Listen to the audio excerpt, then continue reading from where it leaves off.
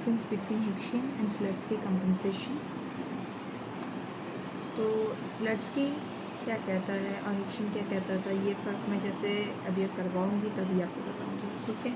Basically compensation को समझा देती हूँ कि प्राइस के राइज होने या फॉल होने से जो आपकी फ़र्क आ जाता है आपकी कंजम्पशन बंडल्स में या परचेजिंग पावर में, रियल इनकम आपकी कम हो जाती है, उसके बारे में हम देखेंगे, ठीक है। तो कंपनसेशन जो है बेसिकली फिर गवर्नमेंट की तरफ से आती है या तो फर्म्स की तरफ से आती है कि आपने जो है अपनी,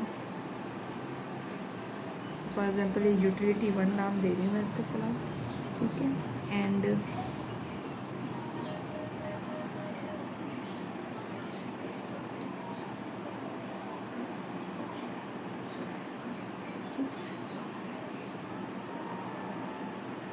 E1 नाम दे दिया मैंने इसको। तो ये है ऑप्टिमल पॉइंट कहलाता है ये, ठीक है। यानी कि अंडर दिस कंस्ट्रेंट या budget line I am satisfying my utility maximization condition E1। For example price of X rises, so when price of X rises, जिन्होंने मेरी बजट कंस्ट्रेंट वाली वीडियो देखी होगी दे कैन अंडरस्टैंड कि price of X की rise होने से जाहिर सी बात है हमारी कंजम्पशन एक्स की हम कम कर देते हैं और जो एक्सेस होता है वो अंदर शिफ्ट हो जाता है। और ये सब क्यों होता है ये आपको मेरी बजट कंस्ट्रेंट माइक्रो इकोनॉमिक्स की वीडियो चैनल पे मौजूद है। बजट कंस्ट्रेंट के बारे में डिटेल्स आप वहाँ से स्टडी कर सकते हैं, ठीक है। आई नो लाइन में कोई डिफरेंस नहीं आ रहा है, सब कुछ वही है, but still m over px and m over px1 से m over p स्लोप में भी चेंज आ गया, ठीक है। अब फॉर एग्जाम्पल हमारी नई अजम्पशन जो है वो हो रही पॉइंट E2 पे, ठीक है। ये मेरा इंडिफरेंस करवा गया, ठीक है। अब हमारी कंजम्पशन हो गई कम, अब आएगी बारी कंपनसेशन की। तो अकॉर्डिंग टू स्लट्सकी कहता था कि आप अपनी इनकम इतनी आप दें कि वो पिछले प्रीवियस जो कंजम्पशन बंडल था उस तक पहुंच जाए,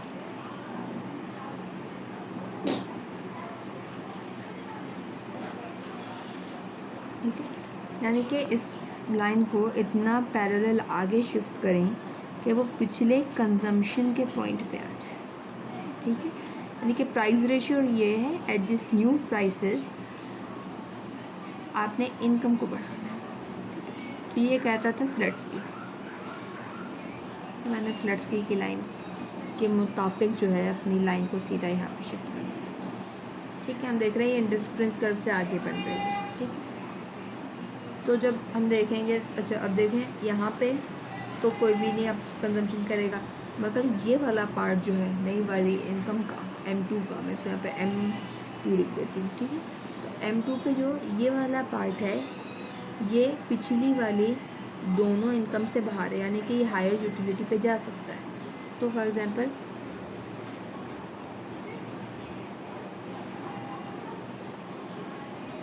कंज्यूमर जो है वो उसने यहाँ पे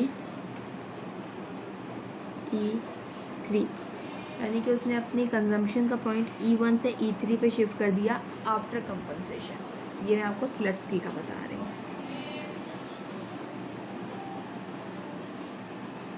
ठीक है। तो where is income effect and where is that substitution effect, यानी कि प्राइस इफेक्ट्स को जो है दो हिस्सों में बांट दिया जाता है ना। तो इनकम इफेक्ट कहाँ है और सब्सटीट्यूशन इफेक्ट क्या। तो इनकम इफेक्ट को याद रखने का, क्योंकि बच्चे बहुत कंफ्यूज होते हैं क्या, तो सिंपल है, ये जो कंपनसेशन दी गई है अगर इस कंपनसेशन को वापस ले लिया जाए तो आप कहाँ जाएंगे E3 से E2। तो ये जो E3 से E2 की मूवमेंट है ये है आपकी इनकम इफेक्ट, ठीक है। वेयर इज सब्सटीट्यूशन इफेक्ट, यानी कि इनिशियल जो आपके पॉइंट चल रहा था और कंपनसेशन के बाद अगर आपने कोई नया पॉइंट लिया है, यानी कि आपने कंजम्पशन का बंडल आफ्टर कंपनसेशन उस इनिशियल कंजम्पशन पॉइंट से चेंज किया है, तो this E1 to E3 is the consumption effect, यानी कि यहाँ से यहाँ, ये आ गया आपका सब्सटीट्यूशन का इफेक्ट। ठीक, वैसे तो अब हम लोग देखते हैं कि ये बहुत डिफरेंट हो रहा होता है, यानी कि हमारे 3 डिफरेंट गुड्स के हिसाब से भी बढ़ जाता है, यानी कि इनकम इफेक्ट। और तो ये केस जो बन रही है, ये बन रहा है आपका इंफीरियर गुड का केस। ठीक है, इंफीरियर गुड वो गुड होता है जो कि आपकी इनकम के राइज होने से आपकी उस गुड की कंजम्पशन जो होती है वो कम हो जाती है, यानी कि in this case, this scenario, your x is inferior good. ठीक है, अब आ जाए हम स्लट्सकी की जानिब। तो स्लट्सकी क्या कहता है? स्लट्सकी कहता है कि इस कंपनसेशन को सिर्फ इतना आगे शिफ्ट किया जाए कि पिछली जो यूटिलिटी लेवल है ना, उस पर टेंजेंट हो जाए।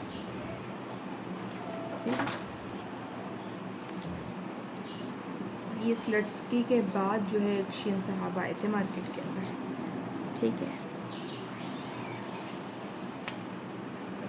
यूटिलिटी कर्व सही से बना लूँ। ठीक है, अब मेरी कोशिश होगी कि इसके अंदर मैं आपको जो है नॉर्मल गुड बना के दूँ। ठीक है, सो पॉइंट ई। ठीक है, प्राइस ऑफ एक्स राइज होने से बजट लाइन जो है वो कम हो गई। ठीक है, और फिर यही जो है कंपनसेशन पे जाएगी, तो इसको मैं यहाँ से पैरेलल आगे शिफ्ट कर रही हूँ। अब मैं इसका कलर बदलना चाहूँगी।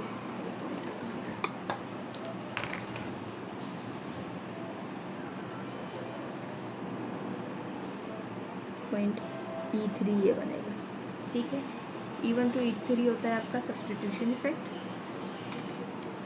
E1 to E3। ठीक है, फिर आपका जो E2 होना चाहिए वो इखलाकन मिडल में होना चाहिए।